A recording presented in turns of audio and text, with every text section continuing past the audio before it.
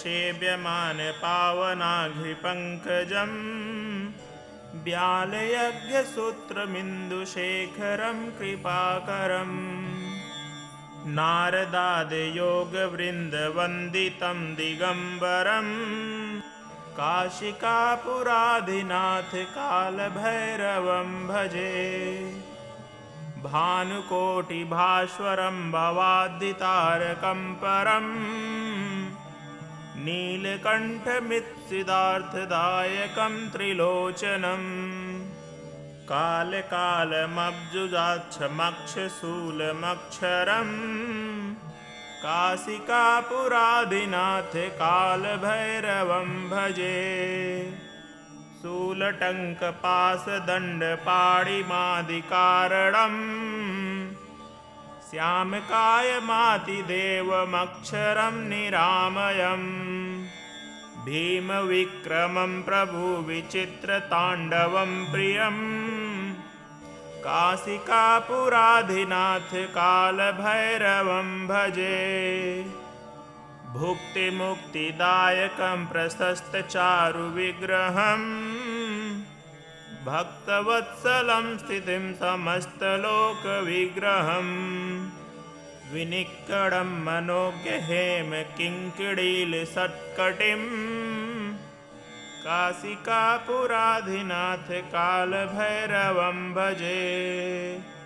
धर्मसेतुपालकं त्वधर्ममार्गनाशकम् कर्मपाशमोचकं सुसर्वदायकं विभुम् स्वर्णवर्णशेषपाशशोभिताङ्गमङ्गलम् काशिकापुराधिनाथ कालभैरवं भजे रत्नपादुकाप्रभाविरामपादयुग्मकम्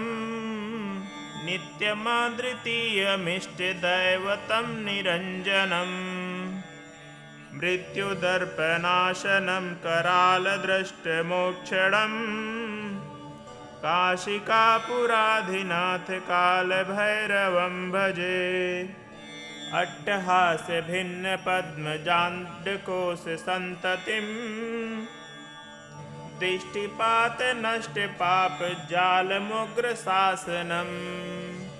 अष्टसिद्धिदायकं कपालमालिकन्धरम् काशिकापुराधिनाथ कालभैरवं भजे